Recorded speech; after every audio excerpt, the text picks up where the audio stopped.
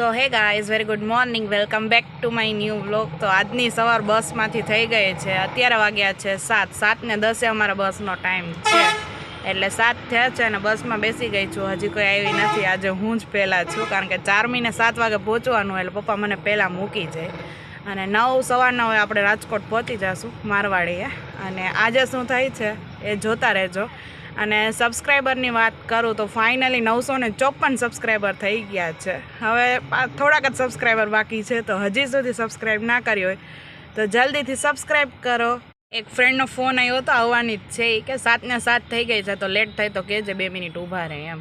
એટલે કીધું વાંધો નહીં, હા ઊભા રહેશે, હજી તો વાર જ છે. આપણે પહોંચી ગયા છીએ અત્યારે અને રાજકોટ પહોંચી જશું. હવે થોડાક જ સબસ્ક્રાઈબર બાકી છે, આઈ થિંક 46 જેવા બાકી છે. તો હજી સુધી ના કર્યું હોય તો જલ્દીથી કરો. બર્થડે સુધીનો ટાર્ગેટ છે, આપણે કમ્પ્લીટ કરવાનો જ છે, કારણ કે હવે એવું લાગે છે કે સેલિબ્રેશન 2 હારા થઈ જશે એમ તમારા સપોર્ટથી.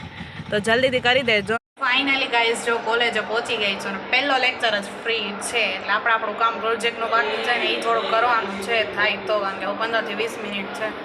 ત્યાર પછી કન્ટિન્યુઅસ 2 લેક્ચર છે, એટલે કંઈ થશે નહીં. એટલે અત્યારે ફ્રી છું. શિવાંગીને ને ક્રીનાને બંનેને લેક્ચર છે. અહીંયા બેઠી છું થોડીક વાર, બહારનો વ્યૂ જોઉં છું અને આવી જ રીતે ટાઈમ કાઢવાનો છે પહેલાં લેક્ચરનો.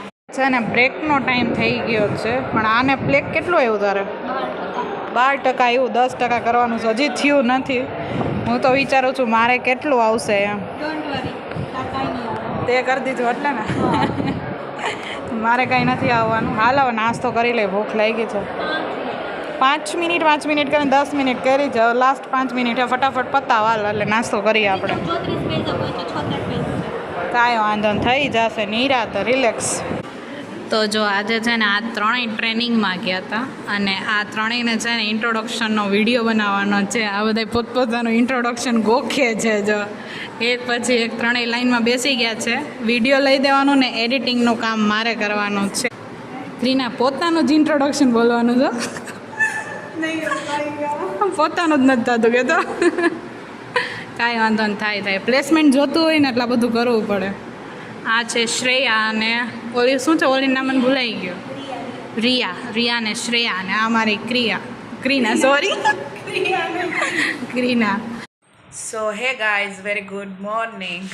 કાલે છે ને આવીને થાકી ગઈ હતી, એટલે જમીને હું ડાયરેક્ટ સૂઈ ગઈ હતી, કારણ કે રેગ્યુલર છે ને અમારે એસી બસ આવે અને કાલે છે ને રિટર્નમાં એસી બસ નહોતી.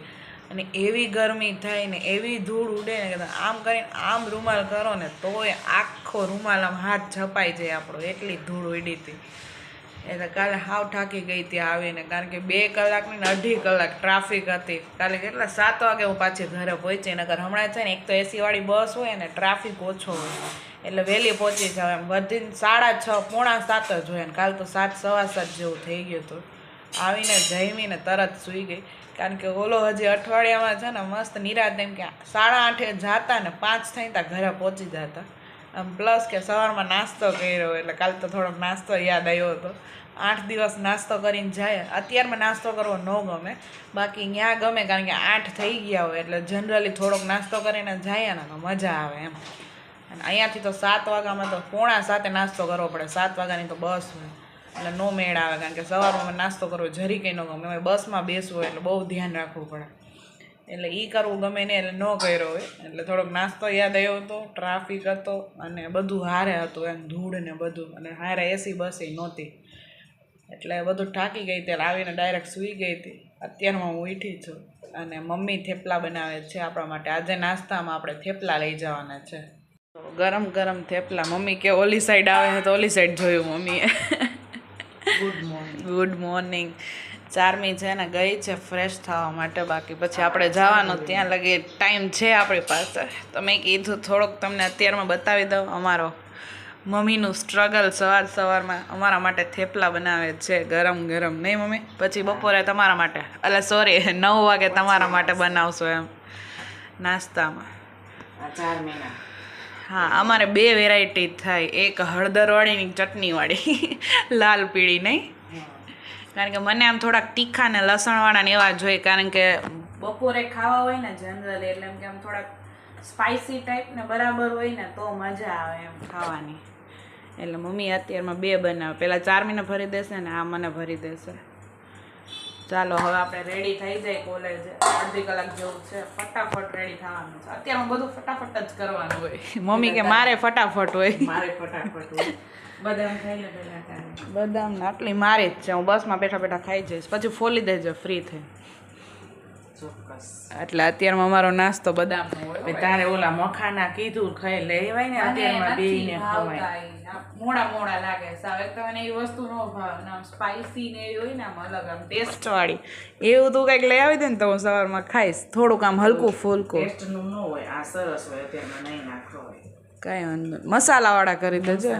હા એ ખાશું આપણે. ચારમીને તો ભાવે છે ને તેમને ઘીમાં રોસ્ટ કરી દઉં ને તોય ખાય છે. કાંઈ વાંધો એને ખવડાવું. હું બદામમાં ચલાવી લઈશ, મારે ચાલશે. જઈને બદામ ફોલીને ખાઈને વહી ગઈ. ઓકે ચાલો આપણે થઈ જાય હવે રેડી. જો હજી છે ને હું કોલેજેથી આવું છું. આજે 7 વાગી ગયા છે, 7:15 જેવું થઈ ગયું છે. અત્યારે મેં ચશ્મા કાઢ્યા ને તો મારાથી ફ્રેમ તૂટી ગઈ. હવે નીકળી ગઈ હોય ને એમ તૂટી હોય કે ખબર નથી. બાકી જો આખી ફ્રેમ નીકળી ગઈ છે. હવે આગળ આપણે પપ્પા પાસે જાય, કારણ કે આનું વરસ દિવસ થઈ ગયું છે. એમ તો કાંઈ વાંધો નથી, પણ અહીંયાથી આખી બટકી ગઈ છે. ટૂટા બુટા પડ્યા કે એવું કાંઈ નથી મારાથી.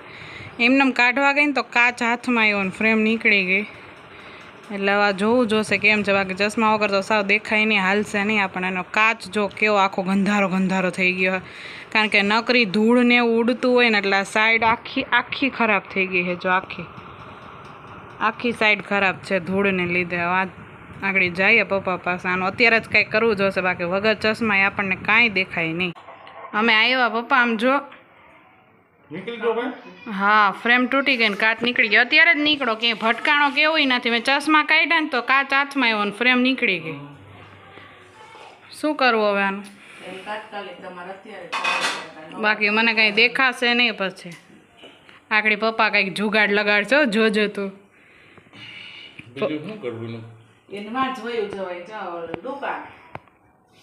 કાચે પડ્યો નથી જો, એટલે આખો છે. ખાલી ફ્રેમ અહીંથી તૂટી ગઈ છે. હાલો લેન્સ કાર્ડમાં નવા કરી આવે. જો લે હમ જો નંબર પણ હજી કેટલો ટાઈમ વયો જાય એમ. કેટલો ટાઈમ પછી ઉતારવાના? ના હો ના ઈ સારું ન લાગે. સાદી ફ્રેમ મને ન ગમે. ઈ બધું થઈને 2025 પડે. શું કરવું છે પપ્પા? ચાલો નકર જાય, લેન્સ કાર્ડ ખુલ્લું છે. પપ્પા કે હું પહેલાં ઈડલી ખાઈ લઉં પછી આપણે વાત કરી. હા પણ ખાવી તો છે, પણ આ કેમ કામ વગર ચશ્મે દેખાય નહીં, આંખો ખેંચાય પછી. આમ જો પહેલાં આનું અત્યારે કંઈક કરવું જો. પહેલાં તમે નાસ્તો કરી લો નિરાતે, પછી કંઈક વિચારીએ આપણે. ચશ્મા વગર ફેસ કેવું લાગે ને, મને તો સાવ ન દેખાય, કાંઈ દેખાય નહીં. અત્યારે ખાલી મારું ફેસ દેખાય છે, આંખાય મને દેખાતી નથી. અને કાંઈ બી વચાઈ એવું ન થાય, કારણ કે નંબર વધારે હોય ને એટલે આંખો ખેંચાય છે.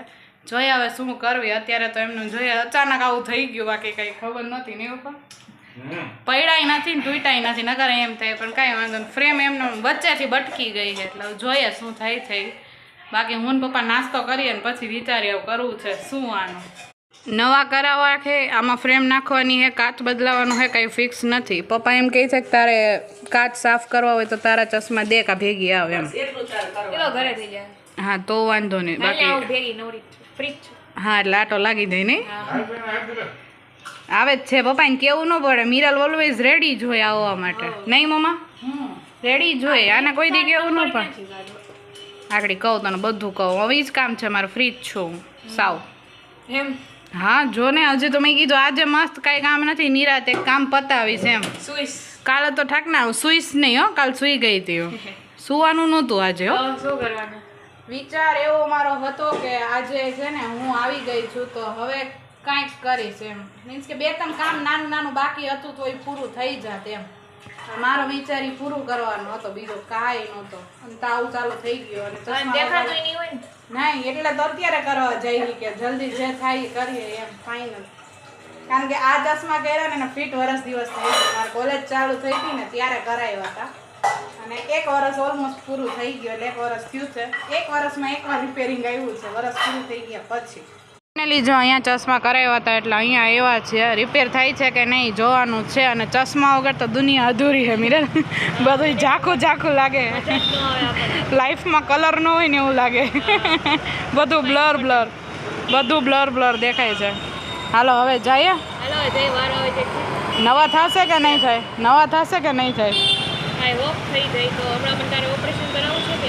ઓપરેશન કરાવવાનું મીન્સ કે કરાવવું છે એમ પણ હવે જોઈએ ટાઈમ મળે છે કે નહીં એના ઉપર ડિપેન્ડ કરે વળે અત્યારે એમ થાય કરાવવું છે ને પછી ટાઈમ ઉપર નક્કી થાય કે ટાઈમ ન મળે તો નહીં કરાવવાનું હોય એમ એટલે કંઈ ફિક્સ નથી જોયું જશે હાલો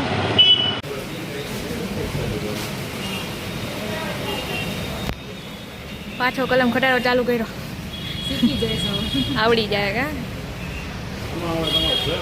છે ને નંબર ચેક કરી દીધા પણ ઈ કે રિપેર થાય એમ નથી પોતારી અમે કીધું કાંઈ વાંધો નહીં કાલનો દિવસ હાલે એટલું તો કરી દો કારણ કે કાલે કોલેજે જવું હોય ને એક દિવસમાં તો ચશ્માનો મેળ ન થાય અને મારી પાસે આ ખાલી એક જ ચશ્મા પડ્યા છે તો ના પાડી છે બીજી જગ્યાએ જઈએ છીએ જો કાલ માટે રસ્તો રોડવાઈ જાય ને તો વાંધો નથી બાકી પ્રોબ્લેમ થશે નહીં મિરર